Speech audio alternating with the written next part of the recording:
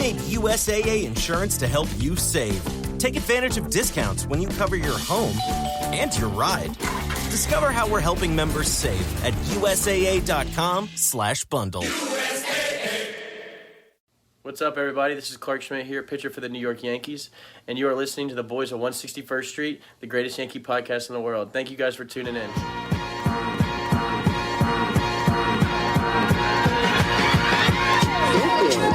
161st Street, Yankee Stadium. Swung on a hill there, to deep center, gets back, away back, she is gone!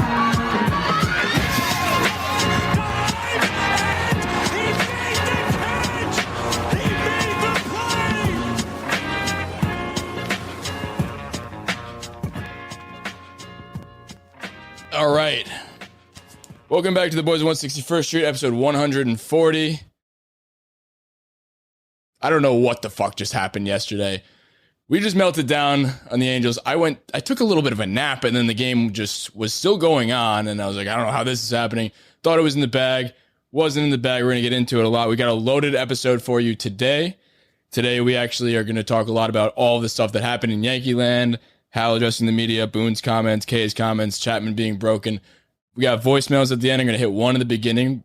We just got a fucking new signing. Chandler, do you want to enlighten the people on what happened there? Also, at the back end of this episode, before we get into that, Chandler, we do have a Mets preview podcast that we recorded earlier this morning with Giraffe Neck Mark from YouTube. Big YouTuber, Mets fan, previewing the Mets series. Hopefully the Yankees can turn it around by then, but both teams are kind of limping into this series. They lost 20-2 yesterday. We had the worst loss probably in the last 4 years historically. So it might be a good time for both of us to meet. I don't know. We'll see. One team's got to lose. One team's got to win. Maybe this will be the first tie of a series we've ever seen. Every single game. No runs being scored. But who did the Yankees just sign, Chandler?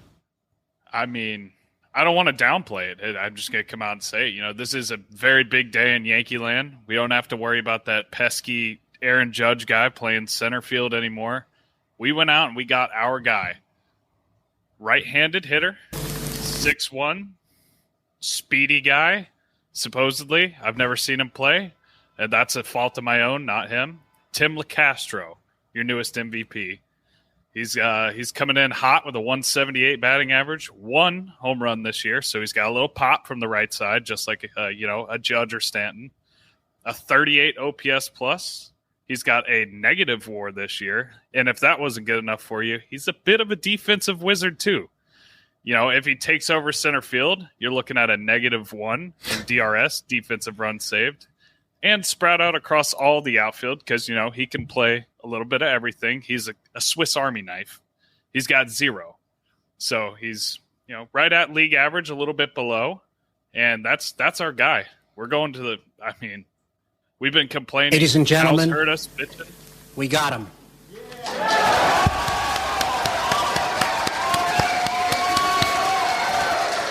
Thank fucking God, right? I don't know if you mentioned it too, but he's a righty also, which helps because we don't have enough of those. No, that's what I'm saying, dude. Hal heard us bitching, and he got what the fans wanted. We wanted a new center fielder. He said, I could get Cattell or Starling Marte, but let me do you one better. I'm getting you Tim LeCastro. Welcome in. We're going to the World Series. There's your new leadoff. He has a 491 OPS as well. Yeah, that's really if good. All that wasn't enough. But he does have 5 RBIs. That's fantastic. I'm very happy for him for that.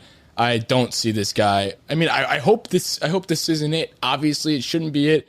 We're going to get into Hal's comments in a second, but before we got anywhere past this Tim LeCastro business, before we moved on, we did have a voicemail from one of our callers from Rathway, New Jersey. Didn't say his name, I don't think, but it's about this Tim LeCastro business. We're going to get to the rest of the voicemails at the back end of this show, but I just wanted to do this one at the beginning because it's obviously on the breaking news note. So here we go.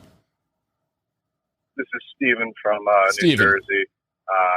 First time, long time. I want to talk about Chapman and Tim LeCastro, however the hell you pronounce his name, but going out and getting another right-handed hitter Our guy. who is not hitting his fucking body weight is absolutely absurd. I think this is a move just to shut the fans up. And honestly, I think it does more harm than good. This guy, he's pretty much a right-handed Tyler Wade. He's got speed and defense. That's exactly what he is, a right-handed Tyler Wade. Moving on to Chapman. Just a question. I don't know if you guys can find this out, but has his struggles coincided with the substance ban? I know he's been shaky in the past, but this is a little bit different, I think. But I don't know. He seems to be struggling a lot more than usual. That's it. Go Yanks. These calls, and appreciate the call, by the way. If you want to send a voicemail in, thank you, Steven. 914-469-2168 is the number to call. These calls have been sounding sadder and sadder and angrier and angrier. And honestly, no, it's past the point of being angry. Some are angry, but most of them are just sad, and I feel that completely. We didn't get a call from Stephen G this episode, but they will be joining us to do a new segment that we actually are going to implement after. I think we're going to do it for Friday's episode next week. So next week, we're going to do what we call Beat the Boys, which is basically trivia / Jeopardy, where we want you guys to be involved and play against us and see if you can beat us in trivia. I'm not the best at trivia. I know a lot about, some stuff, but I'm pretty dumb. Murph is a big historian, so you're going to have kind of a tough time beating him. I'm going to be the host, RIP Alex Trebek. I'm going to be that for this episode. I think it's going to be Chandler and Murph versus our boy Steve and G. If you do want to want to get involved and play against us in this, which is going to be a lot of fun, and we're going to put it on the back end of the Friday episode, just in addition to whatever Yankees nonsense we talk about then, probably recapping the Mets series. But if you do want to be a part of that and have a chance to play against us, there is going to be a Google form in our Instagram highlight, little circles on our profile. And basically just fill it out either alone or with a friend. And if you're alone, we can just pair you with another person to play against us. And basically all you have to do is subscribe to the Bronx Pinstripes YouTube, where we go live on, or leave us a review on iTunes. And if you do both, you get a double entry, and you might just get a chance to get on. And in terms of the questions, we will always put out a swipe up to ask for questions on the Thursday leading up to the actual show. And you can email us at the161podcast@gmail.com or slide in our DMs and send us a question. Or we can just think about it ourselves. But these are going to be a lot of fun. And one more thing before we get going on the rest of the show is we just wanted to make sure you guys were aware that the show is presented by Action Network, and we wanted you to download the Action app. The Greasy Parlay, Chandler's Greasy Parlay, hit yesterday for the first time in a while, which is great. And if you wanted to follow us on the Action app, I am 161 Luke, that is 161 Bing. The rest of the guys are 161 Chandler, 161 Murph, and 161 Damon. Excuse me, Chandler. So the Greasy Parlay hit. I mean, it was electric. It's been a while. Hit a bit of a cold streak, as you like to point out to me every single day. Mm-hmm. But that's okay. We're back now, and I don't really foresee the Greasy Parlay losing again this year. So get it while it's hot. Get it while it's hot is right. So let's get into the Yankee news. And by the way, all of that stuff, Apple Music, YouTube, Action Network, all going to be in the description below in the YouTube or on the Apple Podcast, wherever you're listening to it. So while we were recording the Mets preview podcast, which, like I said, is going to be at the back end of this episode, Hal Steinbrenner addressed the media. And what did he say to the media, Chandler? Because there were a lot of comments from, first of all, before we get into that, there have been so many media addresses, however you want to say that, this year. I think whoever is keeping score at home, this has to be the most addresses of the media at this point in a single season, which is not a good sign. You never really address the media when you're doing well. You always address the media when you're doing pretty fucking shit. And it's not even just like big addresses like this Hal, or at least it was anticipated to be big. Like you got Cashman before the game yesterday saying, "Hey, flat out, we suck," and then it's just bad. So what did Hal say to the media? Got a lot of good things here.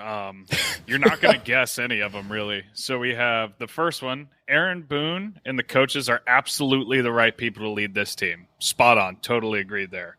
We're not going to get down. We've had tough losses before. We're going to do everything we can to win, and win. Awesome. Very good. Thank you. Because I don't think they're doing that right now. So you sure as shit don't need to change anything. And then this one of my there's two more good ones I really like here. This one's one of my favorite. And I've never heard it before, so I'm definitely feeling positive that he'll absolutely consider exceeding the luxury tax if the player's operations come with the right person. Never heard that before. I know he's going to do it this time. And then firing personnel in season. My dad did that a lot, and what people forget is that it didn't work. Which he's dead right, because they never under George Steinbrenner, they never won a World Series. So, spot on all the way around, and you just can't be upset at something like that. Yeah, no, absolutely not. Fucking so clown. If you can't read a room and you're listening to this, that was pretty clear sarcasm. Hal Steinbrenner, we started a GoFundMe for him to sell the fucking team. He didn't sell the team. I was hoping he was announcing that he would sell the team in that moment right there. But, yeah, just absolutely tone deaf address. We'll call it the Gettysburg Address. There's no way he's ever watched a game. He said something today. It just sounds to me like he doesn't even know the record. He just thinks it's like typical Yankees fans complaining. He's like, yeah, I mean, it's fine. We've lost a game before. We're just going to come out and win it. Like it'll turn around. Like, no, it fucking won't. Even your GM that for some reason you're so fucking loyal to has said it. This team fucking sucks. And Stanton talked about it yesterday. He's the only person who's given us a real answer. He's like, yeah, I mean, we're playing like shit. We need to pick it up. And they're like, whoa. Somebody gave us an honest answer that isn't. We're just going to turn the page. Talk is cheap. We just got to start performing a little better. No, you need to do a total 180. This team fucking blows. And then that game last night was disgusting. Yeah, we didn't even talk about that game yet. We'll get into that. But like on top of that, so leading up to this game, for those who need a little bit of a recap, who didn't watch the games, and I don't blame you. And I appreciate if you are one of those people who aren't watching the games, but you're listening to this podcast. I mean, you're one of the real ones, because that's fucking awesome. We appreciate you there. So for those people, I'll give you a little bit of a recap, because I love you guys. Boone, leading up to the series, says that the season's on the line. And what does he do? When the season's on the line, you tend to want to, play maybe your only good player who's been on a potential MVP run, and, also playing a lot of games, and to which there was obvious potential for the game following to get rained out, which, oh, by the way, it did. It did get rained out. And, yeah, he benches Judge, and we have, and Gio, two of the best hitters this season, and in a game no less against Shohei Ohtani, which you need to win. And yes, they did knock him around in the first inning. In two-thirds of an inning, he gives up 7 runs. But I will add one quick little caveat. That wasn't necessarily due to the Yankees smacking him around. If you think they smacked him around, he gifted us 4 walks. I think it was 4 or 3. I think it was 4. He gifted us 4 walks in 2 outs that he got. We got 2 hits. So, and I mean, I was tweeting it all the time too. Like, now would be a pretty damn good time to pinch hit Judge. I know it's the first inning, but he shouldn't have been out to begin with. So maybe this would be a good opportunity to pinch hit Judge, because I just want him back in the fucking lineup. Gio Urshela too. They can both walk up to the plate together, and they can do rock, paper, scissors to decide who's getting the at bat. But either one of them I wanted to be in that spot, especially with bases loaded. And even I said it while Glaber was up, because, Glaber's struggling. That's not going to work out because you can't do whatever double switch or however you're going to figure it out. But when Brett fucking Gardner got up there, I think there was 1 out. I mean, come on. I don't think he did anything bad. I think he did get on. He walked. But instead of a walk, maybe you have Aaron Judge, your best player, hits a fucking grand slam. Maybe that happens. Or I think there was 2 on. Whatever the fuck it may be. We ended up scoring runs there. Thank God. I think if we didn't, I would have been coming for heads like, okay, that's the last straw. Fire him now. Fire them all now. Clean house right now, because this is a game where you guys need to start your guys. If it's the season's on the line, that makes no fucking sense to me. It makes no sense to me. But one thing I did want to get into before we address that, it's on the same note, so we might as well just give Michael K's little 2 cents, because he was going off on the Michael K show, and I agree with every word he said, so let's hear what he had to say.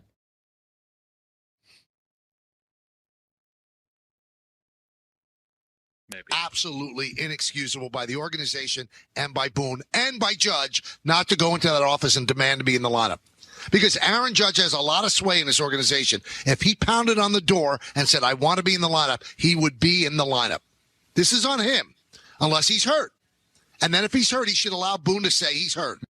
I mean, I completely agree with that. It is on Judge too, and maybe he did say something, and I know, but I don't think he did say something, and I'm tired of just like allowing Judge to just be like, oh, it's not his fault. He was told not to be in the lineup. He said, even just like Michael K said, he does have sway in this organization. Same goes with Stanton too on these off days, or with him playing the outfield. He absolutely can say something like, hey, I'm taking reps in the outfield.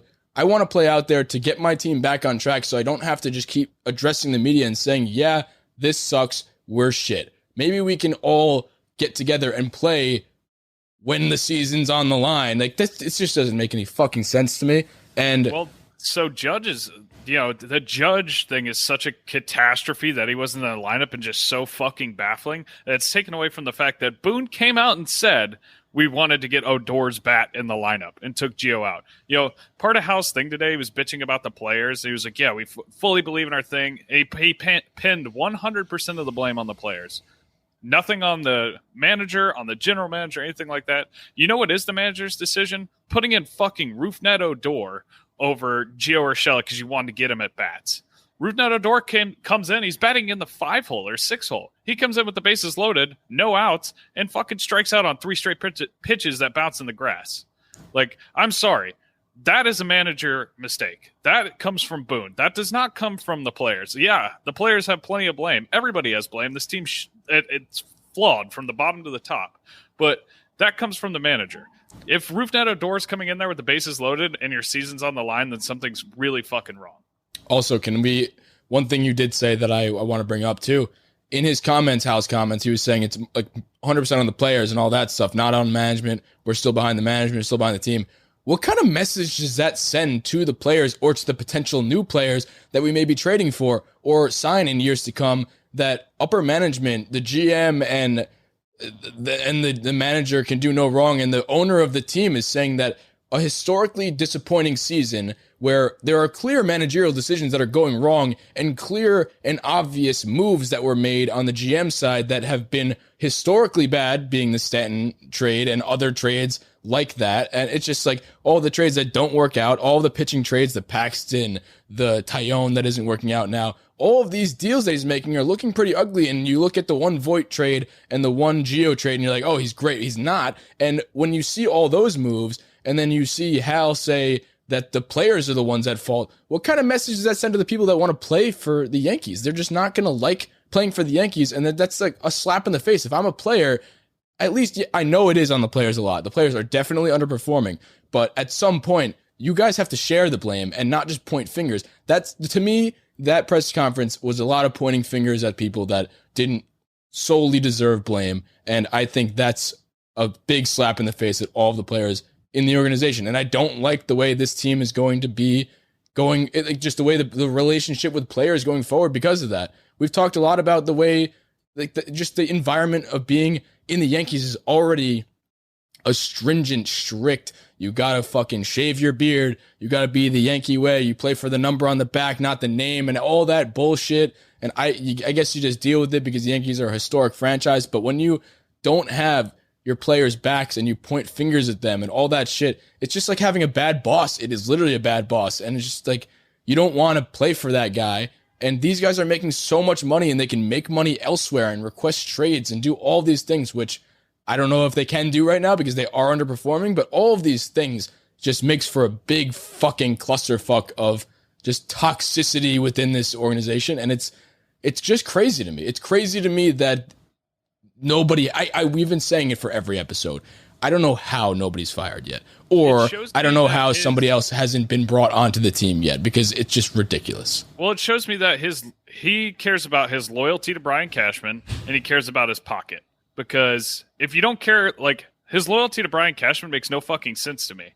That's what this all is. Hey, yeah, it's the players' fault. Okay, blame it on them. Who brought the players in? Who constructed this roster from top to bottom? It's Brian Cashman. So, yeah, if the players are underperforming, it's on them for sucking. But it's also on the guy who put the fucking team out there. Like, I'm sorry, but you can blame them all you want, and I know they're underperforming, but you constructed a lineup of 9 identical players. Look in the mirror. And one more thing I want to talk about while we are on the topic before we get into actual like performances and stuff, because just seems like I don't know. I don't even know how to describe this, but Boone's comments about Shohei Ohtani coming up, like I get it. Shohei Ohtani's great, and I'll give him all the credit in the world. Maybe not. Maybe he sucks because we knocked him around. Not really. He just fucking gave us. He had a bad outing. I'm not gonna write off his MVP year or anything like that. He's definitely fucking good at baseball. And everybody has bad outings. That being said, same goes for Cole, who has been not playing so well right now. I know we'll get to that a little bit later in the rounding thirds section. But the comment Boone made, there's a little bit of fear when he walks up there. Like that is just that's just a pussy comment. Like, don't say that. Say that like just say. I agree. Like you say, he's a damn good player, but like you say that and you leave it there. You don't say there's a little bit of fear when he comes up. Like you're competing against this guy. You don't want to give him any extra confidence. I don't know if he can see that or whatever the fuck's going on with that or needs a translator to see it or whatever it may be, but he's going to see that and he's going to feel that and you're going to fuel him. Like that type of thing. You don't want to show any fear with anybody in the world, let alone somebody you're directly competing against. And it's just like, yeah, he's a good player, but maybe you don't say that and maybe you just make a good managerial decision and maybe like intentionally walk him. Maybe that would be a good way of saying that without saying it and also benefiting the team. Because then you pitch right at him and then he hits fucking 3 home runs because Jameson Tyon's on the bump and he can't fucking get anybody out, let alone the reincarnation of Babe Ruth. So I don't know. It's Little League 101. Like when you're going up and if you're not the best player in the league and you're facing that one kid who throws like 70 at 10 years old and everybody's just like scared as shit, but you don't say that. That's the first thing your coach tells you. Like, yeah, don't let them know you're scared of them or you've already lost the battle. When your fucking manager is saying that, that's an issue. Grow some fucking balls, man. You're in the major leagues. Holy hell. Yeah. So, off that topic, I'm getting a little too fucking angry, so I think we need to just dial it back. I don't foresee me getting any less angry, but I get particularly angry when we talk about Boone and Cashman and all those people because it's something that we can't even control, and I don't. Apparently, Hal backs them, so they're not changing anytime soon. So the players on the field that are also underperforming, and I'm upset with. So Aroldis Chapman had a 0 ERA through 18 outings. Back on May 21st. 13 appearances later, Chapman now has a 3.77 ERA on the season. Now, 0 ERA, no matter how many outings you're going to get, is going to inflate, and reliever ERA is not that big a deal, but he absolutely has fallen off a bit. He's lost it, and, you know, we got the first caller, I think it was Steven, I think. He mentioned that too, and he was questioning the sticky stuff with Chapman, and that's not even something that I even thought about because, you know, everybody's talking about Garrett Cole being the one because he was the best pitcher in the league, but so was Chapman. Chapman was the best at his individual job at the time. So, you know, when you look at that and you look at the timing of things, maybe. I mean, it's not a shock if that is the case because everybody does it, like we said, but, you know, I think for a guy like Chapman, who we know to get wild from time to time, I think he is probably the exact person who would benefit from spider attack or anything like that because he can control things. And then the one thing that he lost that he did have was that we mentioned that this year, like this is the best version of Chapman that we've ever seen. He's got all the off speed. He's doing all this stuff. There's a new sinker and it's the sinker. The split finger. The new split finger comes in. He can control everything. He's not walking as many people. Now, what happens yesterday? He fucking walks the bases loaded and gives up a grand slam. Now, I'm not saying Chapman's completely lost it or he's fucking bad. People are saying in our DMs like trade Chapman. Now, I don't think that's the case. Now, I think if we were going to sell, maybe he would be one that you sell, but I don't want to sell. And Hal even said he's not even thinking about it. And I'm glad that was the one thing that I guess was good. But at the same time, we've had this whole conversation of buying and selling. This team isn't a piece or two away from a World Series. Maybe if everybody on the team comes around, we are, but that's neither here nor there. But I do think Chapman absolutely used Pine Tar or Spider Tack because everybody did. And I think we are seeing a little bit of the ripple effects of that. Now, I would like to see a bigger sample size than to write him off as being the pitcher that he is. I mean, I just think he's like he always hits a patch like this, though. Yeah, I'm not totally worried to this extent, but every summer he has, even in 2019, I think it was, he had that. He was an all-star, and then he kind of collapsed. I use that term, loosely, but he kind of collapsed, and everybody was ready to kick him to the curb, whatever. And then he came back and was dominant at the end of the year. It's a yearly thing with him. I just think the way he throws and as hard as he throws, his stuff, everything like that, there's bound to be one little mechanical issue that throws you off for a month or two. I still think he's an elite closer, and I kind of said something about this earlier. I don't know why, like in times like right now, when you have a guy like Jonathan Loaizaga, who's been absolutely disgusting, why don't you work him in a few days a week? Give Chapman a little extra rest, a little extra bullpen time to work things out. He didn't lose his job. I'm just saying, work in another guy right now in a 4-run game.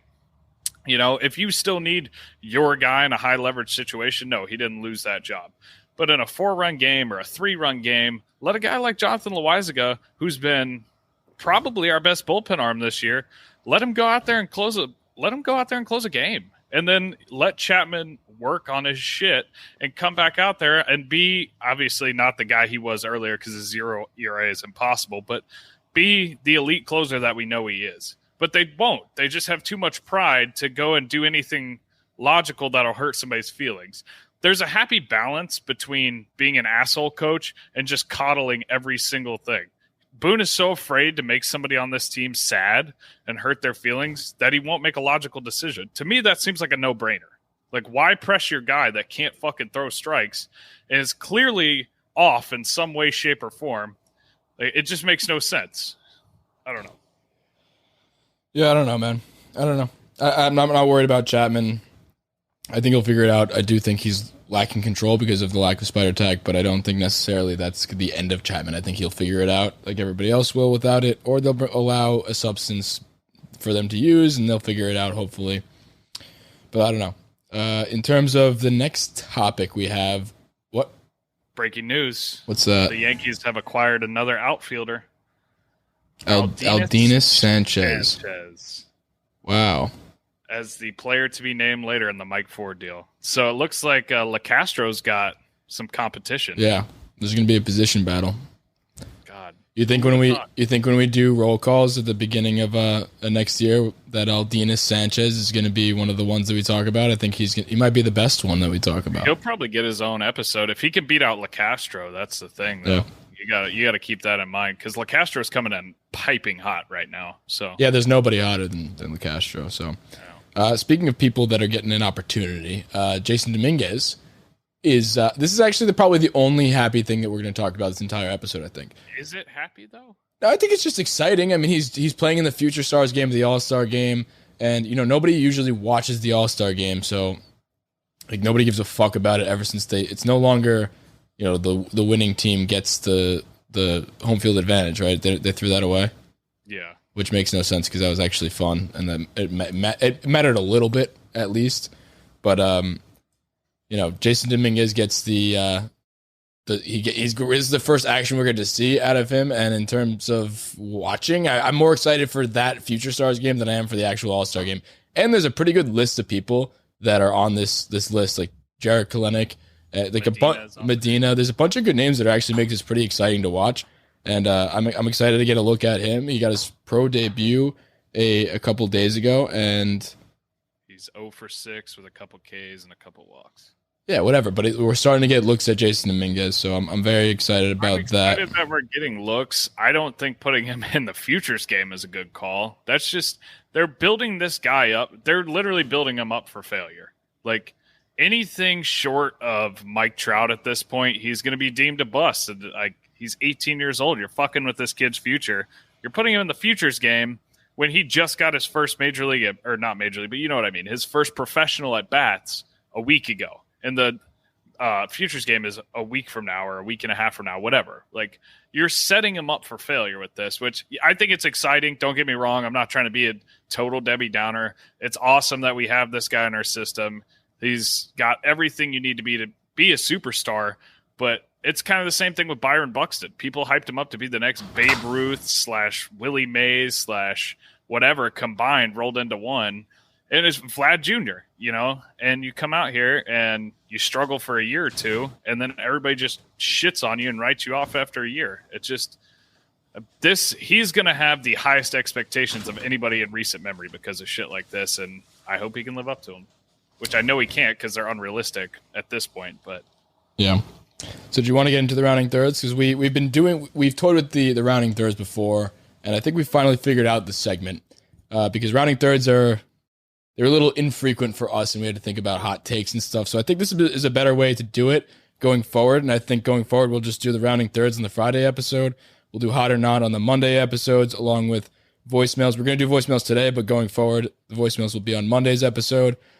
And yeah, I think we'll do that. So rounding third today, it's basically just going to be buy or sell. We're going to call you safe or out. It's our version of buy or sell. And if you guys want to get involved in this, we posted it the day before, so we'll post it on Thursdays to get entries for the rounding thirds. And we basically just ask for your hot takes, and me and Chandler are going to buy or sell these hot takes. So for this episode, I'll ask Chandler and he'll answer. Rapid fire, we'll get into the conversation about each one. So like I said, you guys sent in your hot takes, and we're going to buy or sell them. Let's do it. So the first one comes from Cesar Suarez Para from Instagram. He said, Cole isn't a top 3 pitcher. Are you buying or selling that? Sell. Yeah, I think there's not enough. I think that's a bit of an overreaction. That's a total overreaction. And I get the frustration, but no. He's still a top 3 pitcher, and I think maybe that might be a little bit of just like that's what you saw recently. Like you're noticing that since he's not using spider attack and all that stuff, he's not playing that well right now. But like so is the rest of the league. You look at Lucas Giolito with that situation with Josh Donaldson, and he gets knocked around one time for the homer, and just a bunch of different things. It's not just Cole that's dealing with this stuff. And like we just said, we saw it with Chapman. Cole is definitely a top 3 pitcher. I think he's the second best pitcher in the league, and I think he's still going to win the Cy Young. So I'm going to sell that as well. So moving on to the next one. I think the name is Sturk98 from Instagram also. Brian Cashman sells the farm for a top flight arm and 3 bats. Are you buying or selling that? I don't think he will, but I would love it if he did. So you're selling that, but you if you were him, you'd be buying it. Yeah. Well, I mean, I guess if you're doing the safe route, I'm saying he's safe, that I like the idea. Out that I don't think it's going to happen because I think the front office is way too big of just pussies to do it. So, yeah, he said specifically sell the farm. So that means everybody. That means Jason Dominguez as well. That means probably Luis Gil, Luis Medina. That means Debbie Garcia, Clark Schmidt. Like sell the farm and go out and do it. I don't think that's worth it because, like I said, we're going to need to get a lot in return to even be a potential World Series team this year. So I don't even think it's borderline worth it to do that. I want to see it. Again, it's not in my pockets, but I feel like selling it's different from signing a free agent. Signing a free agent, I don't give a fuck, that's not in my pockets type thing. You can go over the luxury tax for all I fucking care. But in terms of prospects, that sets you back if you miss on that. And here's the thing with that, I don't trust this GM to make a move that works while also getting rid of the entire farm. So it's like it almost would trade Dominguez for like Kyle Gibson or something. Yeah. So I do not trust the man Brian Cashman based on his prior track record to make a move that is worthy of selling off the farm. And I mean, in terms of top flight arm, I would like to get Max Scherzer and 3 bats. I would like to get Andrew Benintendi, Starlin Marte, and Ketel Marte. And if those are the names that we get, Story. And then Story as well. Like if we get those names, we're going to have to I think we literally would have to give up everybody. And on top of that, with the trades, one, we're the Yankees, so nobody wants to trade to us because they don't want to give us another World Series. 2, everybody knows we're desperate, and you have no bargaining chips when you are literally the laughing stock of the league right now. You were supposed to be World Series favorite, and now you're a 500 baseball team, imploding every day and addressing the media every day. So what bargaining chips do you have? You have no bargaining chips, so I don't think that we're going to get anybody at a good cost. So we're going to overpay for everybody, and I just don't see us getting that many people for the farm that we have, and I don't think our farm is that deep anyway. We have a few good names, and I don't even know. I don't know. So I'm gonna sell that. We have a good top tier, and then it just really drops off. But it's we are the laughing stock of the league. I wanted to touch on that because I saw a fucking poll on Twitter today that just made me sad. Like, you can't even be mad at it, but it was like, which is more repulsive, the 2021 New York Yankees or a McDonald's filet of fish? And it was like 90-10 the New York Yankees. I agree, but the McDonald's filet of fish is pretty fucking gross. Oh, it's gross. But I watched a guy eat a McDonald's filet of fish with extra tartar just like dripping down his hand once as like a 10 or 11-year-old, and it scarred me for the rest of my life.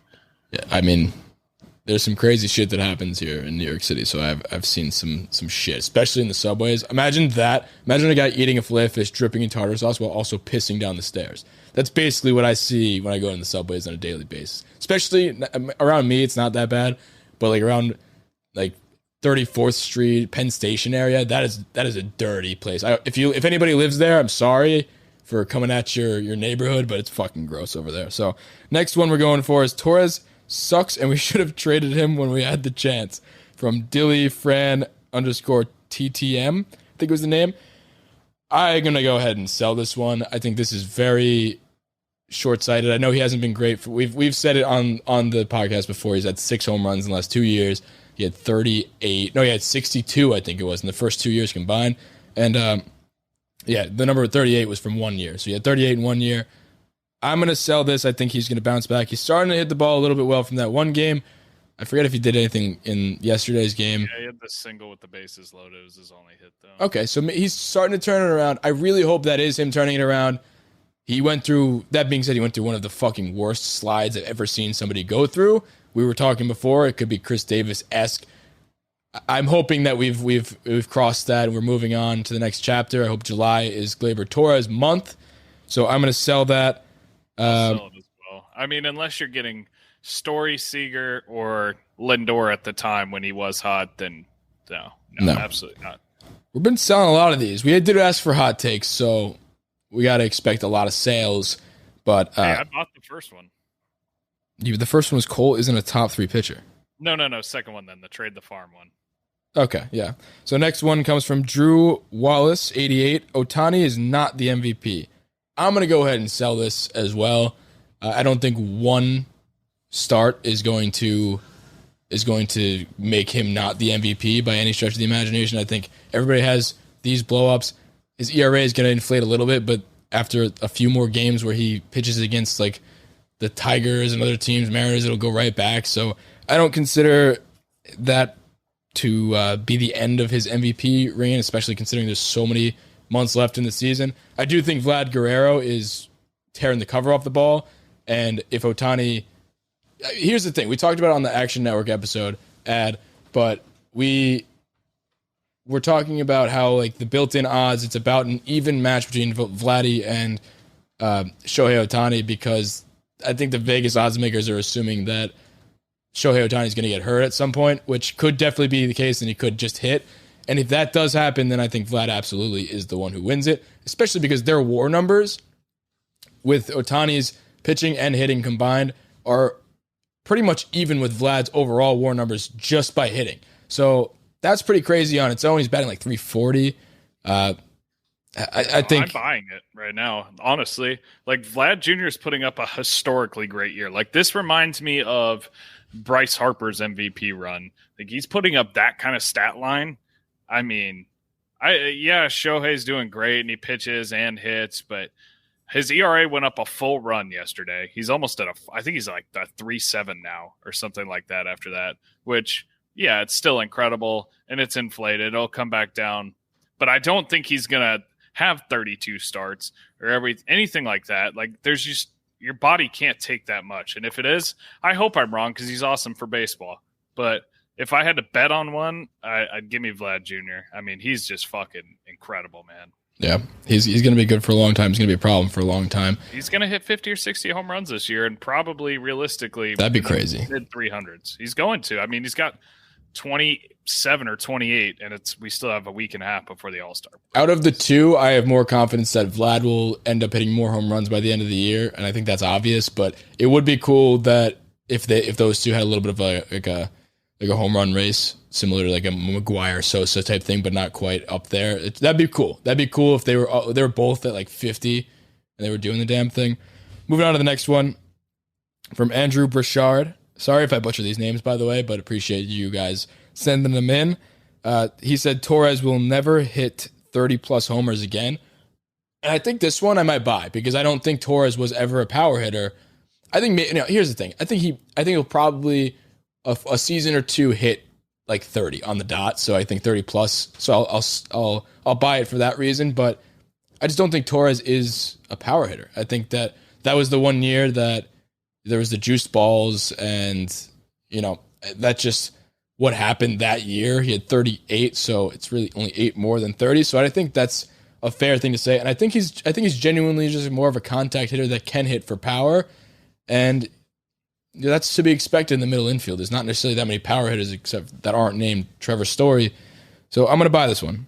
I'm buying it too. I think it was a product of the juice ball and just a little bit of catching lightning in a bottle. That was the next man up here where literally nobody could do anything wrong. The whole entire season was just everybody. Like Austin Romine was a good catcher during that season. That's not to shit on Austin Romine. I love Austin Romine. I'm just saying, like Austin Romine was a good hitter for stretches of time, and everybody was doing these just unheard of things. I think that was lightning in a bottle. He was never a power hitter in the minors, anything like that. So yeah, I think at his peak, he's still 24, so he's still got his prime to get to and everything like that. I think at his peak, he's like a 280 hitter. He'll probably hit in the mid 20s, home runs.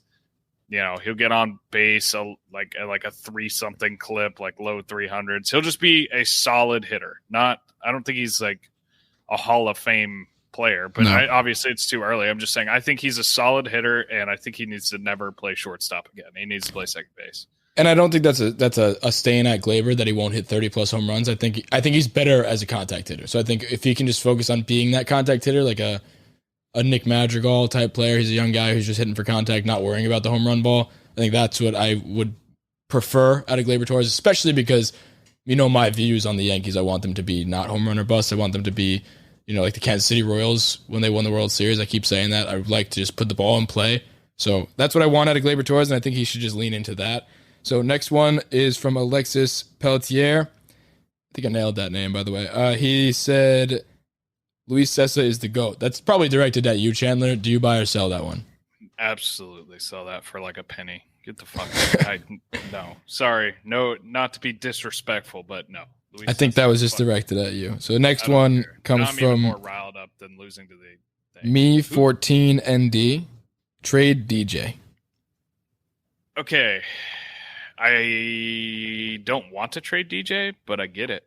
Like if it's for the right person, like if you go out and you get Story this summer and you want to move Glaber back to second and DJ's the casualty in that, and I know this is a huge, huge if, and there's a lot of things that have to go right, but I don't hate it. I understand it. I'm not advocating for DJ to be traded. I get it though. I don't want to trade DJ, and I don't think Hal will trade DJ. So I think if in terms of the question, I think this is more saying you should. I don't. This isn't asking if they will. So in terms of that question, I think, I'm not gonna. If you asked me like a couple months ago, obviously not, because we just re-signed him. But at this moment, when we're playing this bad, you look at some of the other teams like the Red Sox selling off Mookie Betts, and then they were immediately right back in it in terms of being a good team. I don't know if they'll finish the season on top. I think they could. I think they look like a great team. They just put up 15 on I forget who they played today. I think it was the Royals. But they put up 15 against them and they were looking good. There is an argument to be made where you can sell off all these pieces. There are some pieces that aren't very attractive, like Giancarlo Stanton won't be traded. I think in terms of all the superstars on the Yankees, I think that he is probably the one that is most tradable to a team. I don't want him to be traded, but I think in terms of looking at it in that lens, Stan's not going to be traded. We're not going to trade Garrett Cole. Judge is another one that you could probably trade. Everybody makes the argument for that because of the injury stuff. I think DJ's there too. I think Glaber's there too. So those are the three cornerstone pieces. People are saying trade Gary. And that's actually another one of these questions that we're getting from people. Actually, right, it's from D. Kahi71. He said, trade away Gary. He's been hot. It's the perfect time to sell high. So in terms of that same conversation, I'm going to sell that just because I don't want to be sellers, and that's basically it. But also, Gary's playing well again, and I'm starting to buy that Gary is at least going to be an average catcher, if not above average. Like we've said forever, the catcher position is a very lackluster position offensively. Yes, the defense sucks, and that bothers me. But I do think if he can remotely stay at this pace, he's one of the top offensive catchers in the league. And I think everybody knows that. That's obvious. But whether or not he will remains to be seen. But I don't know. I just don't see another catcher that really... There's only a few catchers in the league that, like, I'll cream my pants over. Like, you know, like... Like I don't. That's I would actually one that I don't totally disagree with because he's one of the best. But like if things are trending the way they are, and I'm not saying you're total sellers, but if it's kind of like 14 where we sold off Chapman. No, that was 2016 where we sold off Chapman and Andrew Miller and all them, and Gary Sanchez is a casualty of that. And you go out and get the story or get the superstar, and he's part of a package like that while he's hot. I don't hate that because the Yankees have been drafting. Good God, sorry. The Yankees have been drafting catchers for years now. Obviously, we have a farm loaded with first-round pick catchers. So hopefully one of them pans out. And, that's kind of my thought process behind that. If we're playing the long game anyway, then I can see it. And if you asked me a couple months ago, would you trade Gary Sanders? I would, and I have said don't because he has no value. So I can see the argument that you would sell him now because sell him while he's hot type thing. So, and we do have good catchers in the farm. We have, what's his fucking name coming up that we just took in the first round from Arizona? Austin Wells. Yeah. So, moving on. JP Gallagher says a trade for Marte in parentheses with an S. So both Martes turns this team around and wins a World Series. You buying or selling that? 100% sell. No shot. Now, I will say that, and I will pat myself on the back as I usually do, I was on the Starlin Marte train early on, and now he's the talk of the town. Everybody's saying he will be a Yankee. So I just want to say, and check the tape, that was a while ago that we called that, and he was my guy. Check the tape. I think it would be a good fit. I went and saw him in Miami. I went to the Marlins game, and he's a good player. He's a great player. He does it all. He does all the little things. So I do think Marte would be a huge player that we could add. I think he'd be a good fit. I think Ketel Marte's also great. He plays center field, second base, all that. I think they would be both great fits. If we could get both of them, that'd be awesome. I'm hearing the Ketel Marte price tag is pretty fucking high. So I don't know if that's true. Rightfully so. He's squarely in his prime and plays like 3 prime positions and is a good hitter. He does. And he's a switch hitter too. If he was on a good team, he would be, like borderline putting up MVP type stuff. So I'm gonna sell it for the reason that it wins the World Series because I truly don't think. Just take a look at this team. We're not gonna win the World Series. Things can go right, and we could fall into one like we've talked about last episode. The Nationals just got hot at the right time. They're doing it again. We could be that team. We could steal a wild card spot. And I don't even want to say steal one. We could still get a wild card spot, and although the Baseball Reference odds that came out today, I'm not sure if you saw them. We have 16% chance to make the playoffs and a 1% chance to win the World Series. So to make the playoffs? Yeah, to make the playoffs. Oh, that's so depressing. We were that was the minus biggest 1,000 to make the playoffs at the beginning of the year. Could you imagine putting a bet on that and being like, oh my God, absolute lock, throw the house on it, like literally the mortgage on that, because that's the only thing you would do to actually make money, and they put that down and now they're homeless. Yeah, it's like, oh yeah, I just got this giant inheritance. My great grandpa passed away. Here's $2 million. I know I'm going to be an asshole and spend it, so let's just put it on something safe and obvious. And make $750 on $2 million invested. Yeah, you're just like, oh fuck. Now here we are. they weren't listening to the Sharps over at Action Network ad. So download the app, follow them. Colin and slick ads. Colin and BJ, good guys. Wednesday episode ad. Check those out. Those are actually a lot of fun. They might extend us on the spot with how slick you're being with those today. Mm-hmm. So moving on to the next one. Torres will get options to AAA. A lot of Torres ones. I feel that because he's been kind of the talk of the town in the last couple weeks. And thank you, Jimmy Pelton, for the hot take. And I get it, it's a hot take.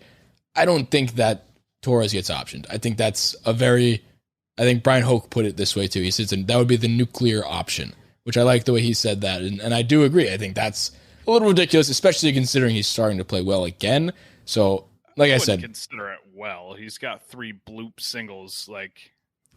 I think optioning him is not something we can afford to do. No.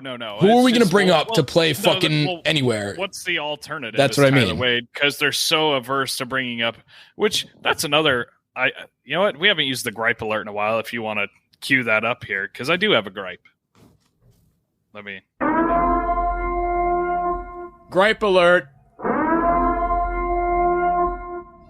That has been a while. It has. So this would be the perfect time. Why are we so averse to bringing up the guys that are playing well? Like Trey Ambergy or whatever the fuck his name is. Yeah, I don't care if there's a 40-man roster issue because the 40 you have right now aren't fucking cutting it. Like, you need a center fielder and you go out and do all this bullshit today. You have an in-house option who's lighting the fucking world up and you won't give him a chance. Or you have Park, who's been just crazy good down there. Why not give some of these struggling superstars a break? Or, anything like that. I just don't get it. If you're going to get a replacement or you're going to do a temporary solution, why not try these guys that are working their ass off and putting up just otherworldly numbers in AAA? Why don't you give them a shot? What do you have to lose? It's not like we're 2 games out of first, or we're 2 games ahead of first, and you have to really hang on tight and bring out all the big guns to make sure you do it. We're struggling to even stay 500. Give these guys a fucking shot. Why not? I don't know why you don't do it over Ambergy or Clint or Park over Clint. I think that's obvious. I don't see why you don't do it over Clint. I don't see why Park's not in over Tyler Wade. Doesn't Park play the outfield, or does he play infield? He's a shortstop. Oh, even better. Why doesn't he get a fucking chance? Is he good defensively? Yeah, he's fine. He's not fine. I don't know much, to be honest with you. As far as I know, he's just the run-of-the-mill shortstop defensively. I don't know for sure, but he's tearing the fucking cover off the ball. Yeah, I agree. I think if that Tyler Wade played left field or right field, or I think it was left field yesterday. Tyler fucking Wade played left field, and you've got Trey Ambergy hitting 340 in AAA right now. Yeah. So to the question, the original hot take that Torres should get option to AAA. No. Sell it, but I think other people should. I think Clint should, and I think Ambergy should be the first guy up, if not. No, I think Ambergy's the one over Park, I think, because there's more of a need in the outfield than anything, and he's the one he's doing better than Park is. But Whoa. Did you just forget about our new superstars? I did forget. So we have a loaded outfield now with LeCastro and fucking and whoever the other guy is that we just got, so. Yeah, so to scrap all that, I guess we'll just pretend we recorded that before the big news. Yeah. But if for some reason we needed some outfielders, Trey Ambergy, why are you sitting in Scranton? So moving on to the next one from Bombers Beat. Yankees will win the AL East. And I'm going to sell this faster than anything. Can it be done? Sure, it could happen in some part of the multiverse. If you're a Marvel fan, it could happen. Will it happen? And do I think it's going to happen? That's a no for me, dog. No, it could not happen. It could not happen. There's no. It can. It can happen. It can. It can definitely happen. Don't do this to yourself. Don't do this. I do this to myself. This is what I do. Accept it. The only shot that this team has of getting into the postseason is via wild card, which I'm not writing off completely. It's a long shot. But winning the East, no, just no. I mean, who's going to come in and beat the Rays or the Red Sox? We have one pitcher right now, and he's not even playing well. We have one pitcher And we've got, well, the offense apparently is good again, but it doesn't fucking matter because every facet of the game, whenever one steps up, the other sinks to the bottom of the fucking Marianas Trench. This team is flawed. The what? Like I said, Marianas Trench. The fuck is that? It's the deepest part of the ocean, dude. How? Look it up. Yo, Scary. You're wearing a school of medicine shirt, and you look all smart on me. I know. My friend goes there. Yeah, you didn't but go it there. Makes me feel good about myself. Also, I will say this is probably my biggest claim to fame. I got this as like a charity, like, oh yeah, because I kept bugging my friend about it. I was like, this is a pretty cool shirt. It'll make me look smart. And then he spilled a whole bottle of wine on the front, and I scrubbed my ass off the bar of Dove soap for like an hour the other day. Got it all out. So joke's on you, bitch. Joke's on you. Student. Yeah, no, I don't. Selling no. it. I'm selling the it. AL East, no. I have my eyes dead set on a wild card spot, and I think we're good in wild cards, and I think that gives us enough time to figure it out. Until then, we might have a bunch of new players in the team by then, including our boy Tim LeCastro, who will spearhead this team into the stratosphere. And yeah, so I think that's a sell on my part. But you know what I didn't even think about? What did you not think about? We've been just so hard trying to get a Diamondbacks outfielder, and this is what we got: is Tim LeCastro. Yeah, we wanted Ketel Marte, we wanted David Peralta, and I know it's just funny. And we circled, and they were like, "Nah, let's circle Tim LeCastro. Yeah. That's the guy." Just like, excuse me, David Peralta and Ketel Marte, you guys suck. Which honestly, this actually really bothers me because the fact that we made the deal for Tim LeCastro, I feel like all but writes off the other two, because if we're going to make a deal with them for them, it would probably be done in the same deal, just one big monster deal. So I think this just told us that we are not going to get Ketel Marte or David Peralta. And that's really upsetting because I want to Ketel Marte. And I think maybe our eyes will be set on Starlin Marte then. And that makes me excited. But I feel like in my mind, would you buy or sell that we are this all but writes off Ketel and David Peralta from being on the Yankees? No, 100%. It does. Like, it would have been done. It would have been done. Flip side of that, I'll do the devil's advocate, or the positive side, I guess. It's not really devil's advocate if it's the positive side. Maybe this opens trade talks with the Diamondbacks. Now they're more willing to listen now that we've done business. I don't think that's the case. I don't know what we're doing. And this just shows me how incompetent that the organization is. Why are you trading pitchers away to grab more, like, back end of their prime, if you want to call it that, below average outfielders? Like, we have a stockpile of below average major league talent just sitting in AAA. Our AAA roster's just got to be a washed out major league team at this point. We got Dietrich and LeCastro and this other. I forgot about Dietrich. Exactly. We got this other asshole from the Rays, and now, we've got the guy from the Indians, Greg Allen, or whatever his fucking name is. We're just stockpiling below average major league outfielders. For what fucking reason? I don't know, man. Just, what are you doing? We're trading pitchers away when our pitching blows for more below average outfielders. It's literally just a move. That guy's kind of onto it. Steven, you know what? This is a move just to say, hey, we made a move. There's your change. Fuck you guys. Fuck you guys. God damn, man. All right, moving on to the next one. This is the last one for the hot. None of the hot or not. I get my segments mixed up. This is rounding third. Last one comes from John Lib 7. The new pitching crackdown will blow up in the MLB's face / Rob Manfred's face. I don't think that's a hot take. It's already happened. Yeah, it's an embarrassment on the game. It's a fucking black mark on the game. It's terrible.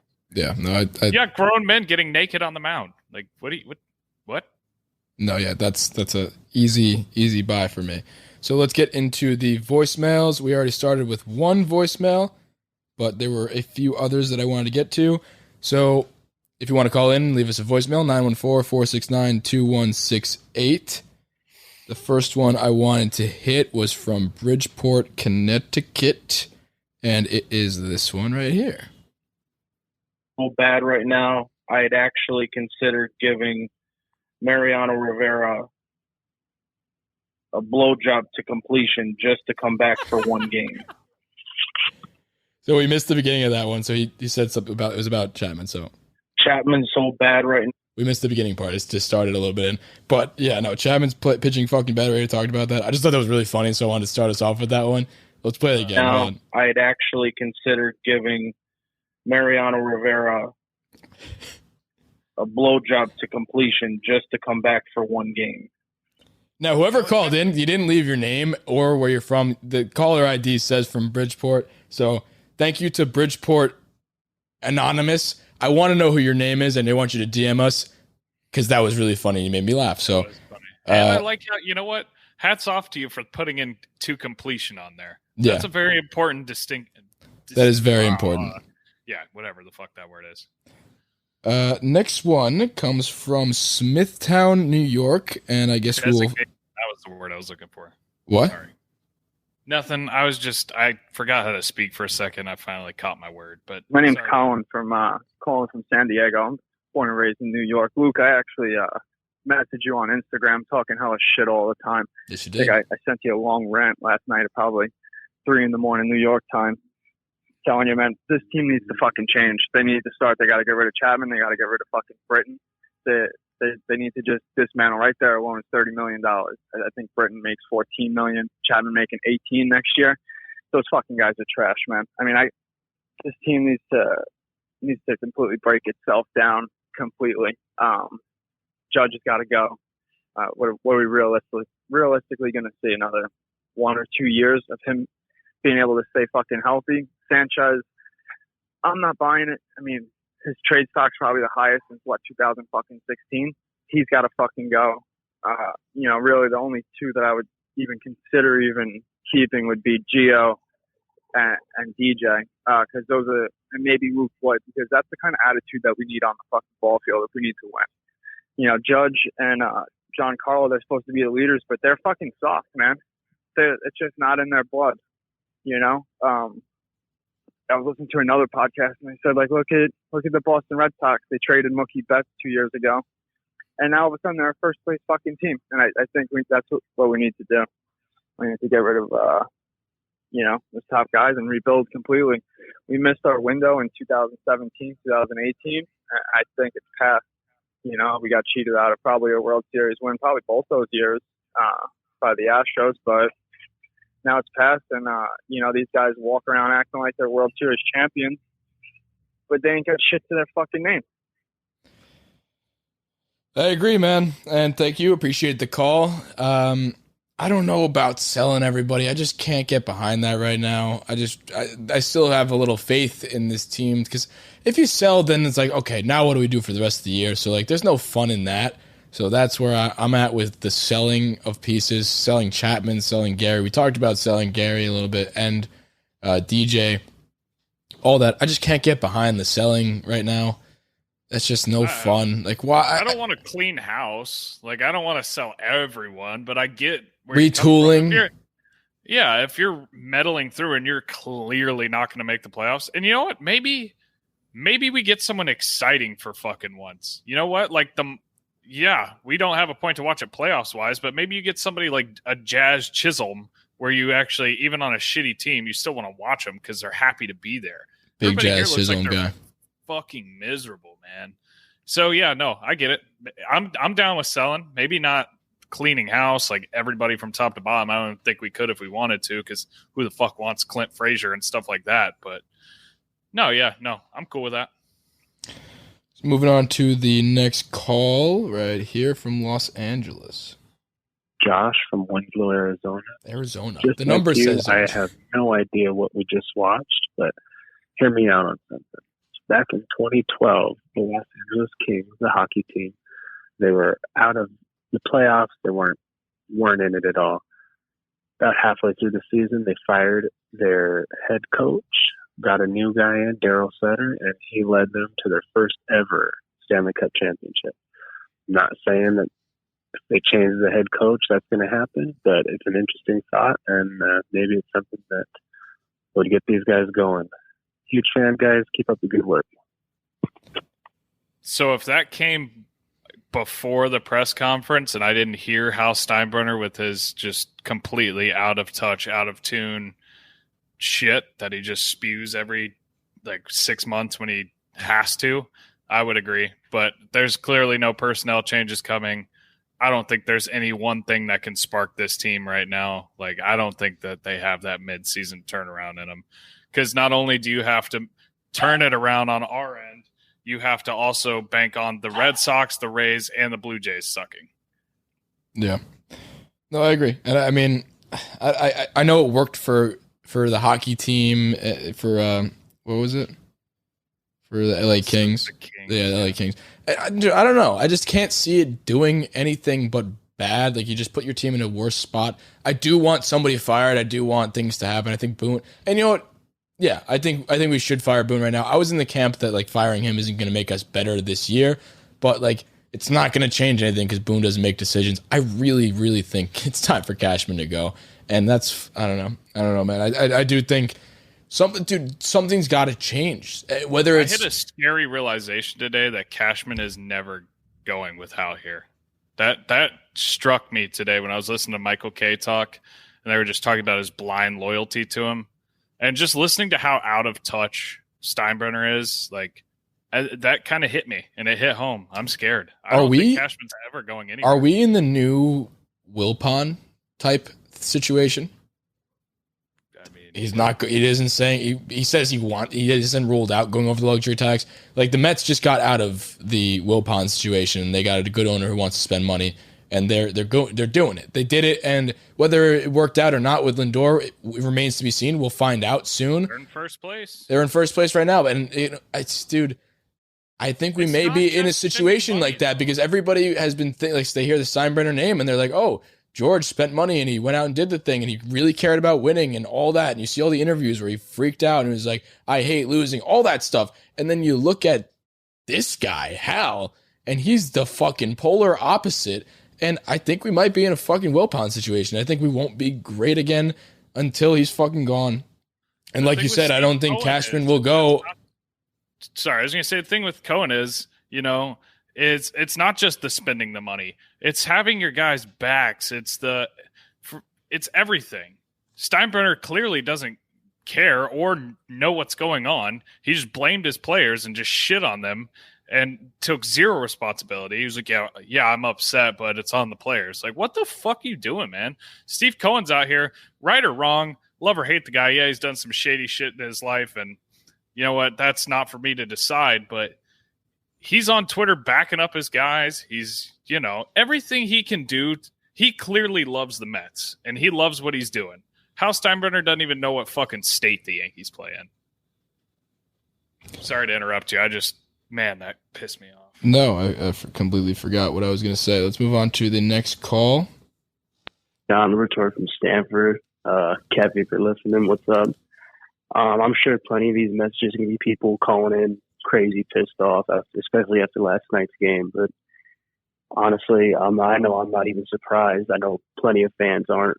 It's sad that this is what we've grown accustomed to. But I just want to know what you guys think is like the root of the issue. I mean, obviously it's easy to blame the manager, especially lately with the way Boone's been, acting or not acting, I guess. But do you guys think it's a player issue, manager, or even higher up? Like, where does it begin and where do we end it?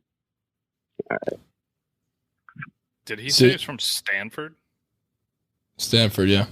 Like the university? No, Connecticut, idiot. I was going to say, damn, good. Congrats on the big brain, man. But, I mean, he might still have a big brain. Don't call him out for that yet. I'm not calling him out for having a bad brain. I'm just saying, man. No, I mean, thank you for the call. Appreciate the call. But yeah, what's the root of the problem? We just talked about it a lot. I put this call down. Great call. Appreciate it. And I wish I would have played it before we kind of went on that tangent and talked about it. So just to reiterate, for your call, it's just like, yeah, the root of the problem is the management. It's not, it is the players, but here's why. It's like we said, just to summarize, dude, it's the management, and the management put together these players. And that's why this situation is an issue. They're both issues. The players get hurt too frequently because that's the players they are. It's not just random chance that they get hurt every year. That's the players that we have on the team, and that is caused by the people that are pulling the strings. So that is the root of the problem, and yeah. Nope, I'm with you 100%. So, that was it for the voicemails for today. This is a little bit of a longer episode. That was about an hour-ish for us talking about stuff. I liked the rounding third. Let us know if you guys liked it too. We'll continue to do that on the Friday episodes. Hope you guys are enjoying your Friday or Thursday if you're watching live along with the YouTube. After this episode, we're about to kick it to our interview. No, it was an interview. It was a series preview with Giraffe Neck Mark Luino. He is a big-time YouTuber. He's really good content, just MLB content, but he's also a big Mets fan, has a Mets podcast, so that should be fun. Turning the page from this bullshit game and blow up, so let's move it right along to the Mets preview. Hope you guys enjoy it. All right, this is the second part of the episode. We are doing a Mets preview podcast. Obviously, we got the Mets series coming up tomorrow. Well, by the time you're listening to this, it's today. We got a special guest today, Giraffe Neck Mark Luino. I think that's how you pronounce it, but you can correct me about that part. But big time YouTuber. I've been following along for your content for a very long time now. I really like your stuff. Honestly, might start a YouTube channel of my own, so we might talk after a little bit about that. But where can the people find you, Mark? Yeah, Giraffe Neck Mark everywhere. Twitter, Instagram, obviously the YouTube channel as well. That's where you can find me nice and easy, and it's Mark with a C, the only way to spell it. Yeah. Well, you also started your own Mets podcast, too, so I thought this would be fun because you're already into the podcast game, so we thought this would be a little bit of we're going to do this the idea was to do this for all of the teams leading up to every series this season, but that's a lot of people that we had to reach out to, and that's a lot of scheduling. We have to do our own podcast, whatever. So we thought the big ones like Mets, Red Sox would be fun to do. So we'd love to kick this off, and it's pretty fun that we both kind of are limping into this series. I'm just happy that you guys didn't come off a 20-2 win, and we came off the most horrible loss of the last 4 years, I'd say. I don't know if you would say the same, Chandler, but that one fucking sucked. I think, statistically speaking, I was reading an article this morning. It was the worst loss they've had since the year 2000, and in the ninth inning, whatever. And then one of the worst. There's another stat. I don't remember what it was. I think it was the 7-run stat. I think that was the first one since 1986. So we're in good shape right now. Yeah, but like I said, I'm glad at least you guys lost 3 out of the last 4. This would be an entirely different episode had you guys been on a tear. You have been doing very well this season, so I'd like to get your take on the state of the Mets this season, kind of in general to start it off. What can Yankees fans expect to see? The casual Yankee fan who's listening to this may not know exactly what's going on with the Mets. They may just think the Mets are still the Mets and dead last in the NL East. So give us a little taste of what we can expect. Yeah, we're definitely not the same old Mets. I mean, the Will Pond cloud has been lifted over this team, and now we got Steve Cohen there. So we've got good vibes, good juju, as I like to say, a lot of good problems. But what you can expect with this Mets team is we're going to pitch extremely well. The pitching has clearly been what saved this entire season, because while we've had our injuries on the offensive side and even now a little bit on the pitching side, the pitching has stayed pretty consistent up until last night. That was the first real blow up that we've had of the season. The pitching's nasty. DeGrom, Stroman, Taijuan Walker's been a savior this year. Those guys are really great, and the bullpen's been awesome. Big shout out to Jeremy Hefner, our pitching coach, changed everything for us. We just don't score a lot of runs. Even with our guys coming back and being healthy, this team has an issue scoring runs. I don't necessarily know why. All the numbers tell us that we should be better than what we are offensively, but it's just not happening right now. So it's the Mets play very similar baseball right now to one of your guys' rivals in the Tampa Bay Rays, where it's 1-run games, squeezing them out, just barely winning. So I have a question. Are you worried about them going forward? Because right now they have a -2 run differential and they're in first place, but you also have the surging Nationals behind them who can't lose, and Schwarber apparently turned into Barry Bonds. So what are you thinking there? Are you worried that the peripheral numbers might catch up and the performance might slack? Or are we still feeling confident? No, I still feel confident. I think if you told me that this would be the Mets record going into the All-Star break, I think this is the first time since 2007 we're going to finish with an above 500 record going into the All-Star break. So I would feel pretty good about that. The thing with me and the Mets is that I think as bad as we're playing right now, we've been playing bad baseball essentially for the most of the season, not scoring runs. We had a AAA lineup going for basically a month, and we still remained in first place throughout that entire time. So now with our guys coming back, McNeil can't struggle like this. Lindor can't continue to struggle. Conforto, all these guys can't continue to be having their worst seasons without at least getting a little bit better. I don't know. I'm not concerned, but I'm definitely keeping more of an eye on it than I thought I would be. Yeah, I mean, you mentioned the injury stuff, and we've been dealing with that for the past 2 or 3 years. So you're preaching to the choir here in terms of that. And with the offensive production stuff, the expected stuff you said for the Mets should be higher. And, I haven't taken a look at really the expecteds for the entire season for the Yankees, but I mean, I expected, sabermetrics aside, this team on paper to do a lot better offensively. And I think the whole world did. That's why they were so heavily, favored, or at least up there in terms of the World Series before the season started. If you ask us now, the sky is falling. So we're not really quite there right now.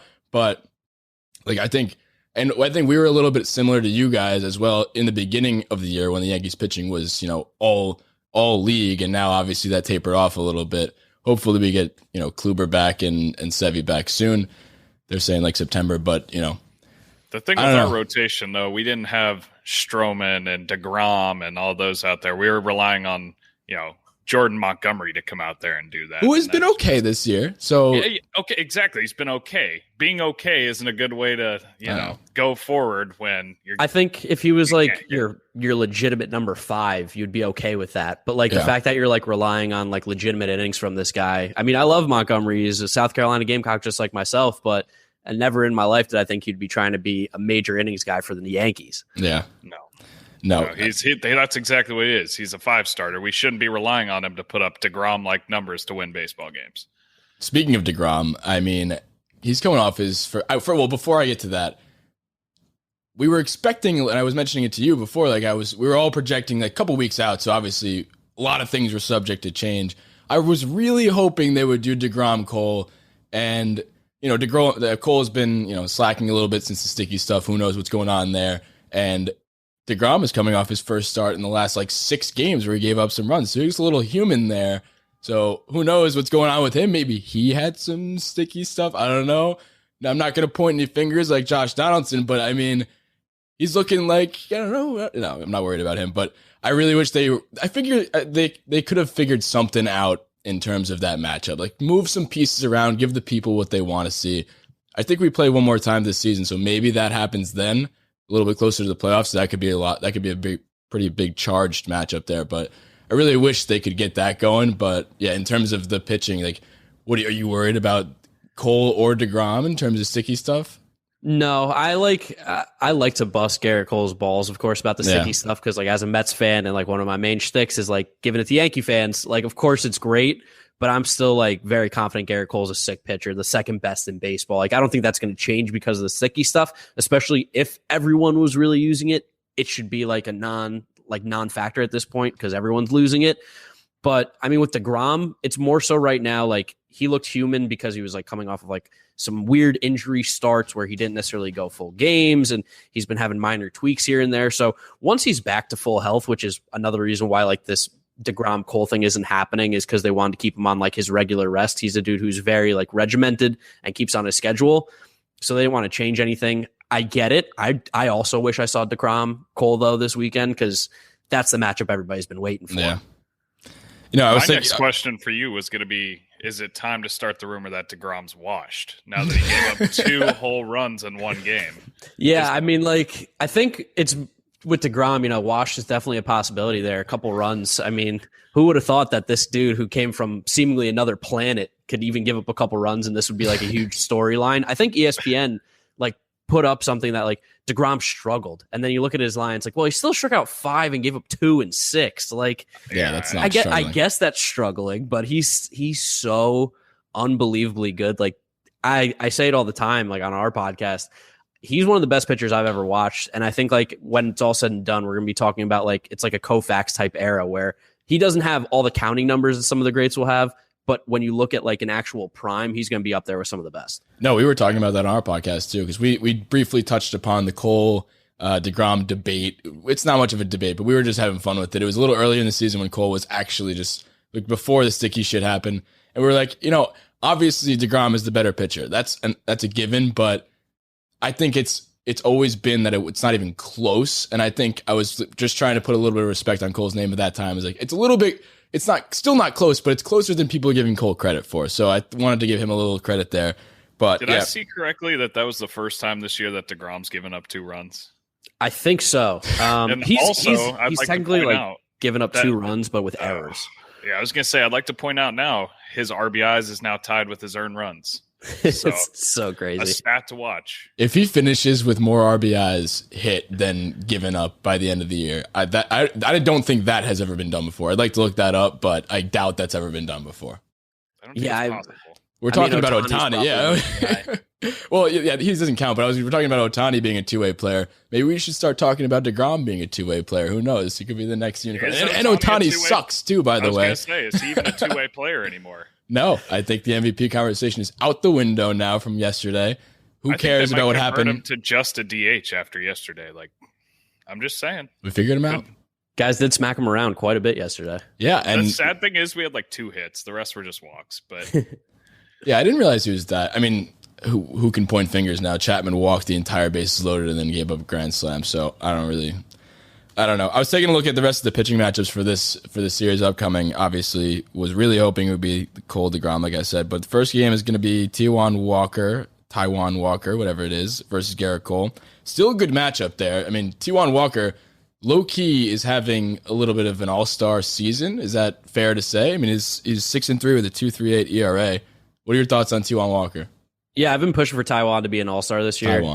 Me and James have been like big Taijuan guys. He's our day man. He's a little bit of a bulldog out there. He's going to give you a clean box score. It's going to be a little bit of an adventure sometimes. Like, he'll lose it, but that's expected for a guy coming off of like major surgeries. Like, he has not really pitching much recently, but he's been really way better than we expected. Like, you know, we thought we were going to get Bauer going into this offseason. We got Taijuan, so people were a little disappointed. But then Taijuan comes out here and is shoving, and it kind of puts all those like doubts and stuff to the side. Is he going to be able to be a 2.38 pitcher the entire season? I doubt it. That's just not really the kind of guy he is, but he is giving us some super valuable innings, and he's given us a chance to really win every single game he goes out there. I have a 1A and a 1B to that. One, how crazy is it that was Taijuan Walker's only offer? That just blew my mind because he's been solid for a long time. He was never like, you know, I think this would be his first all-star game. He's never been, you know, an ace, but he's been really good. And then 1B to that, where it was like, oh, what was Metland like for the like 15 and a half minutes that Trevor Bauer was a Met? Yeah, I was getting a haircut at the time. The lady who like cuts my hair was over, and I like my phone buzz because, of course, you know, Bob Nightingale tweeted out Bauer to the Mets, and I'm like, oh my God, you need to stop. And I like ran inside and I was like telling my dad, I was like, we got Bauer, we got him. Like, oh my God, we got him. And like, I'm like somewhat friendly with the guy, so like at the time I was like, oh my, I'm gonna shoot him a text like, it's done, it's over, let's do it. Of course, Bob Nightingale was wrong, and as he usually is, because that guy sucks. But I mean, those 15 minutes were like, I was like hyperventilating. I was like, oh my God, this is it. We're doing it. Steve Cohen, he's here. Yeah, and then he did that whole thing with didn't he do the t-shirt thing in his bio? I was that's so crazy that people found that so quick, because wasn't that up for like a couple minutes? And apparently it was, you know, his team misprinted. I don't know how you misprint. That's not a misprint. That was on purpose, but. Yeah, from what he told me, like in my interview with him the day he signed, he claimed he didn't know anything about it, that he was like very much like in the weeds of like what team he was going to pick. We've heard things now, you know, through the months afterwards that it was definitely planned. Absolutely. Like they're no idiots over there. They're really good at marketing. They're really good at starting buzz. And Trevor Bauer was the only person being talked about in baseball world for about 24 hours. So yeah, no, that's absolutely obvious that was on purpose. And yeah. So, but in terms of the other big moves this offseason, you guys obviously land Lindor. Lindor is a huge contract. He comes out, and I actually bought his rookie card before I'm a lot into cards. I bought his rookie card before the season because, you know, if he were to win a World Series, it's similar to the Durant situation. Like, he's coming from little smaller towns and stuff, you know, Golden State, whatever, but like Oakland, OKC and stuff. If he gets a championship in New York in a big market, that would shoot up his like career resume. So I was like, okay, Lindor's been in Cleveland for a while, kind of small market. If he comes here to the Mets, who now have a good owner, and I had a little bit of hopes that they could do it, and it would be really fun. And still, you know, maybe more from your perspective, you guys have more of a chance right now for the Subway Series, World Series, but I'm still hoping for that. I don't think that's going to happen for us. Maybe things change, but for Lindor, I flipped his card before the season even started, and then he just absolutely tanked as soon as the season started. But he is picking up a little bit now. So in terms of the Lindor contract, are you still okay with that? Are you still happy with it? I mean, I assumed you'd be perfectly happy with that. Yeah, I think like I would be so hypocritical if I was freaking out right now. Like all I've ever wanted is the Mets to spend money. Yeah. Cohen comes in, trades for Lindor one, and then gives him a big contract, which I think he very much deserves. I know there's a lot of people like in the Lindor's not that good camp, and this year's not helping because he is struggling. But if you look at what he did in like that 3-year span, and I mean, he's 3 doubles, close to 100 RBIs with like 850 OPS and some of the best defense at shortstop. He is one of the best shortstops in the game. He's struggling right now. That's expected when you come to a new team in a new league facing pitchers that he's legitimately never seen. Like a lot of the guys that he's seen this year is for the first time. So yes, I'm giving him every excuse possible, but also it's because he is too good to be this kind of player. So I'm not worried. It just sucks that it's happening. Yeah, it's similar. On the flip side of that, though, look at what the shortstop situation's been like, for the Mets over the last, I don't know, since Jose Reyes, basically. I mean, there's not been shit there. So, I mean, if I was a Mets fan and you have this new hotshot owner, everything like that, I would be willing to overpay, even if I don't think it's overpaying. I think Lindor is still one of the best in the game. But even if that was the case, I'd be willing to overpay to get a household name like that in there. Because at the end of the day, he's still going to give you gold glove defense. He's a switch hitter. He gets on base. Like, there are plenty of good things there. And he is that name brand that the Mets have been lacking at shortstop for 10 years. So. Yeah, he is doing the things that he's been doing always. It's just he's not getting the outcomes, and that's kind of been like the whole Mets season offensively. And one thing that he's doing that's great this year is he's walking more than he ever has. He's striking out less. So he's actually becoming like a better, more disciplined player at the plate. He's just not getting the outcomes because he's popping up a few more balls than, hitting line drives. But with this Mets team, I mean, it's kind of like what you guys have with the Yankees over there. It's not my money, so spend it. Spend all the money in the world. I don't care. Give me a team that on paper can win, and then they'll go out there and hopefully get the job done. Yeah, I mean, we've been saying that for the longest time, and Hal is apparently broke, and he's calling broke, and especially with the COVID season and all that. He's like, oh, we lost so much money. He's like, well, you're the most equipped to make it back as soon as the fans are let back in the stadium. Maybe not now because we're not selling out crowds because we fucking suck. Like, I live 10 minutes from the stadium in New York City, and I would go to the game today. I would go to the game all these days, and I'm just not because it's just not fun to watch. I'm not going to give them my money. Hal's addressing the team in like 5 minutes, so we'll take a listen to that after. Hopefully he sells the team in that meeting, but I don't know. I mean, like you said, it's not my money. I think hopefully in this meeting, we're hoping to hear him say like, hey, we're announcing that we're fucking trading for Story. We're doing all this because, again, the luxury tax is such a weird thing to me. Like, you guys now are in that camp too. Like, who the fuck cares? Like, teams do it all the time. The Dodgers are doing it right now. They don't give a fuck.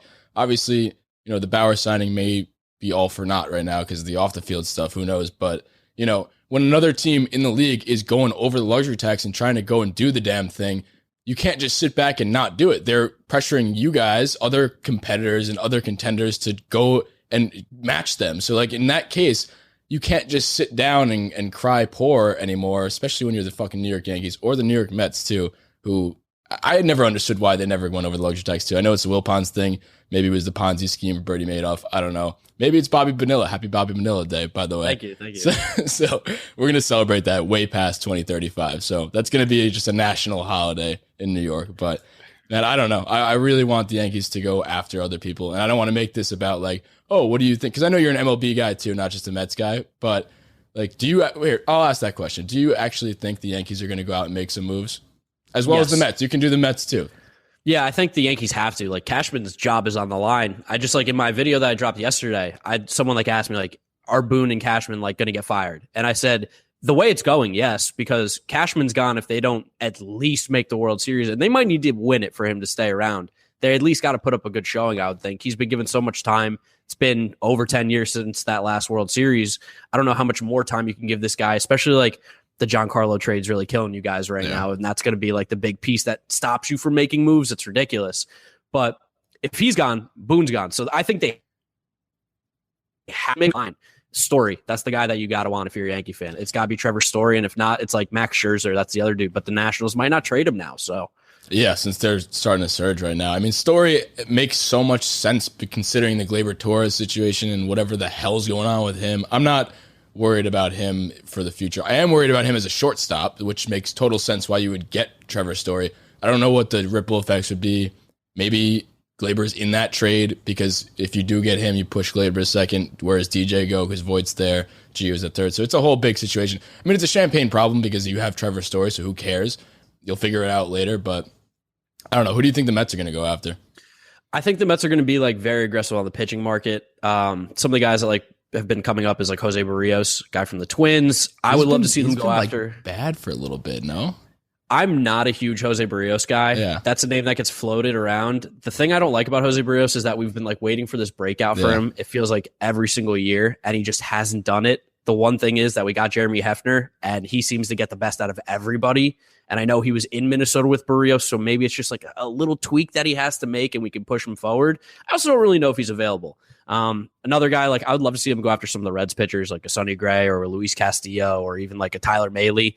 But the Reds are also weirdly competing too. We're in this weird like stretch right now where all the teams that you thought were going to be trading pitchers are starting to play good baseball again. So the market's getting really, really small, which means you're going to have to give up a lot.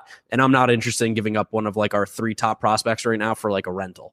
As a cautionary tale, I would say Sonny Gray may not be the answer in New York. As just a cautionary. That's on Rothschild, I feel like. Though. That is on Rothschild. Rothschild. Of trading for a pitcher, you guys kind of have the resurgence of Edwin Diaz this year.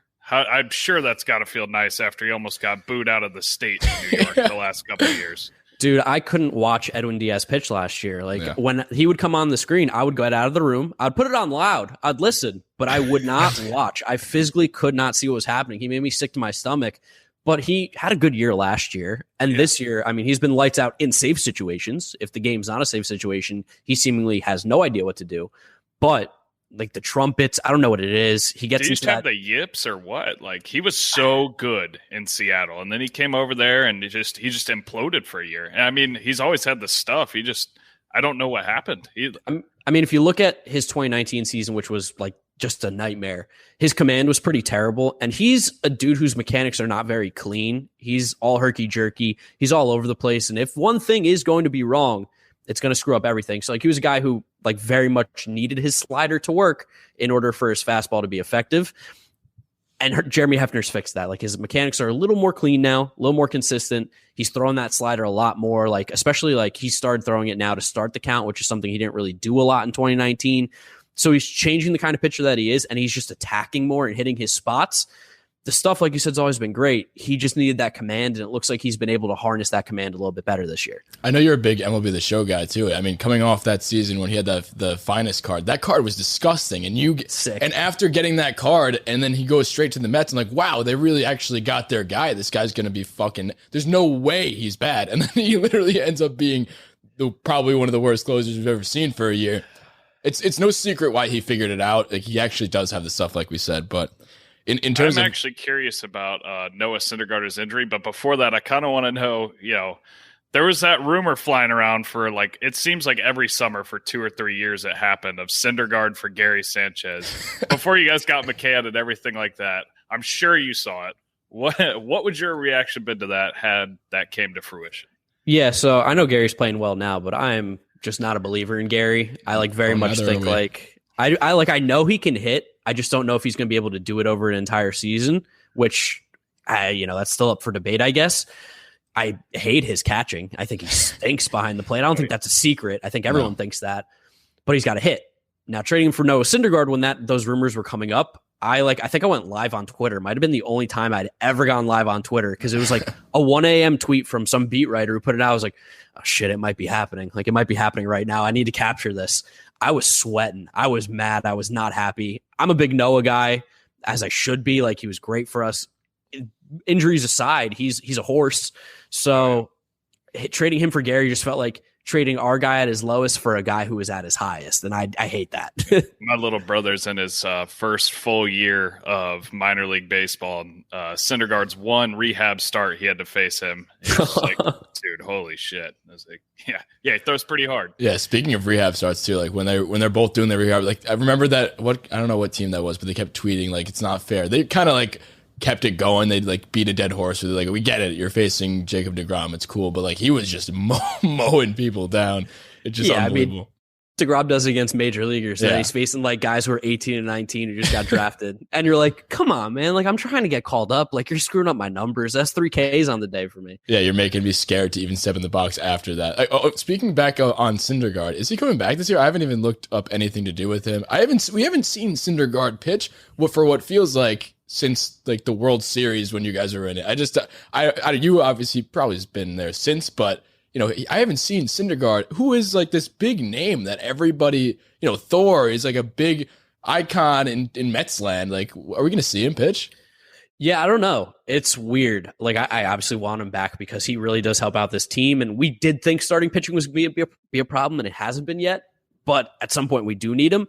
He was scheduled to come back right around the All-Star break. And then he got a setback. He felt some, soreness in his elbow, which, of course, coming back from Tommy John, that's a big red flag, sound the alarms.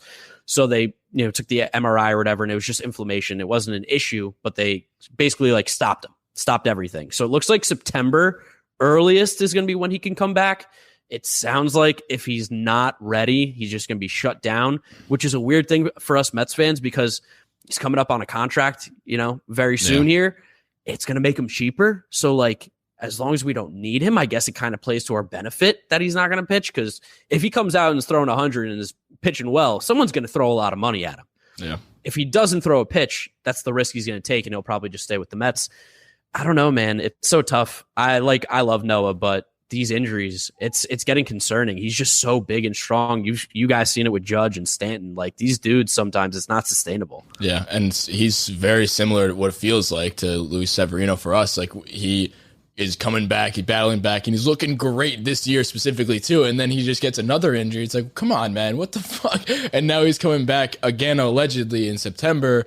And there was an interview yesterday, I'm sure you saw it, Chandler, that he was talking to Meredith or something, and there's were you scared for the season to be over? He genuinely, he's like, yes, I was scared. He sounded like a little kid who just scared, enough of this bullshit. Why am I getting hurt like this? And if he comes back in September, I think he's in the exact same boat. In terms of me assuming what's going to happen for the Yankees, I don't expect him to come back. And if he does, then that's just icing on the cake. Same with Kluber, who I hope. I mean, with that Kluber contract, I'm still happy about it. He got the no-hitter, which feels like it was 3 seasons ago. But I mean, if we get them both back, that'd be fucking awesome. I think we could also use some starting pitching help. I don't think Sonny Gray is the answer, but other pitchers maybe not for you guys. No, not for you guys. And I don't think for you guys either. I think New York was the issue with him. I think he said that on the R2C2 podcast too. He was talking about New York is just not it. I like going to Oakland and Cincinnati and small town places. I don't know. But I mean, that's like Greinke. Some guys just can't handle it. Greinke very much openly hates playing in New York. So yeah, I mean, for good reason. We gave him hell when he came into the playoffs. But that was the whole Donald chant the first thing. He walked the bases loaded, walked in a run, and then in typical Yankee fashion, grounded a double play and then momentum. And he went on to throw 6 just beautiful innings after that. But fuck, man. Yeah, another former. I mean, on the same note of pitching, Betances goes down. What's the deal with him? Is he just never going to pitch again? I am in the boat that, I hate what's happened to him because, Yankee, Met, whatever he is, I don't care. I don't want to see guys, careers seemingly just get destroyed because of an injury. But Betances just doesn't have it. Unless he starts magically throwing 98, 99 again, this guy is not a good pitcher. You guys saw it. He doesn't have the control. He's never had the control, yeah. Yeah, he's never had the control, and it's always been, he's been a hard thrower with that nasty, slurve, slider, whatever you want to call it. If he can't throw 98, 99, that pitch is significantly worse. And he doesn't have the control to be able to be this soft tosser. I think the Mets are just giving him his rehab and eventually just going to DFA him and cut loose and let some team pick him up. But I think they're doing it right by letting him get his rehab in and not cutting him now. But from what we saw at the major league level, he's not a Major League Baseball pitcher anymore. And it sucks because he really was so good and he has just lost it all. Yeah, speaking of MLB The Show, too, that card is disgusting. All of them, the throwback card. That card is, even the live series card was always gross to use. It's just I feel bad because he was just such a dominant pitcher. And what makes matters worse, too, when he was on the Yankees, he came back and then he gets injured celebrating after striking 2 people out and he just dancing, doing his thing, and then he just tears a hammy or something. But I do feel not really even bad. Dancing. He just did a little spin off the mound. He tore his fucking Achilles. It's just perfect Yankee injury. Something. And I joke about injuries too, and people are like, dude, why would you even put that out there? It's not like I'm hoping for somebody to fucking rip a hamstring. It's just something it's just so Yankees that somebody would strike out and walking back to the dugout, trip over the pine tar bottle. And that would be something I would expect from the Mets. I don't know.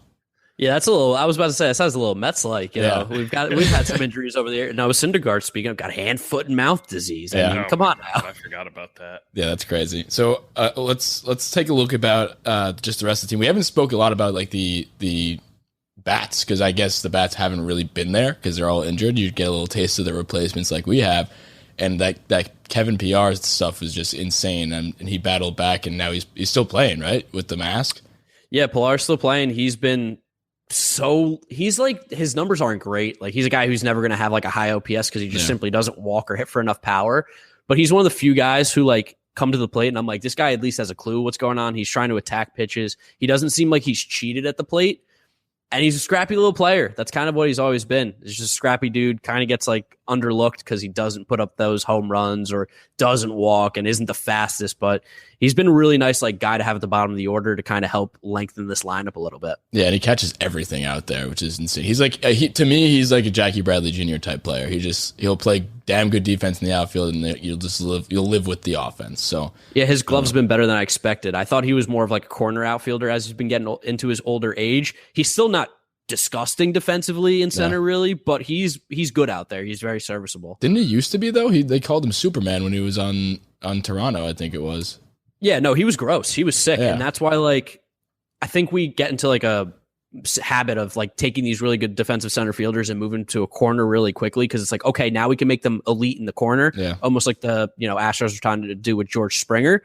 But he's still very good in center. Like, he's our best defensive outfielder, I think, by far. Almora, technically, but I don't know. I don't really care for Albert Almora. Yeah, no, I wouldn't either. And in terms of the entire just offense or just everybody in general on the team, who do you think is going to make the All-Star team from the Mets? Who's having pretty good years? Because, I mean, I haven't heard Pete Alonso's name ever this year, to be honest. Yeah, offensively, it's going to be tough to get a single guy on there. It's going to be really hard offensively. Our best guy offensively this year has probably been Jonathan VR, who's hurt right now. Yeah. Again, same thing, like OPS hovering around 800. Pete's, I think, technically our highest OPS guy. He's like same thing, hovering around 800, but he's so streaky. He'll have like those 2 weeks where he's hitting, and then he has 2 weeks where he's like completely lost, where it's like, where are you, Pete? Where'd you go, bud? Yeah. But the power is just not there for him this year. He's hit one home run, I think, at home, which is crazy. All his home runs have come on the road. So he'll be in the home run derby. He's not going to be hitting. Is he in the home run derby? Yeah, he's in the derby. He said he's going to do it. So yeah, as an honest Mets fan who's on that side, do we still believe that Pete Alonso is better than Aaron Judge? Sorry, my dog's having a meltdown. Should I go or should I wait? Yeah, go ahead. Let him. I was never truly on the board that Pete Alonso is better than Aaron Judge. I got lots of tweets. It's always been like Aaron Judge is sick. His big thing was injuries, of course, and staying on the field.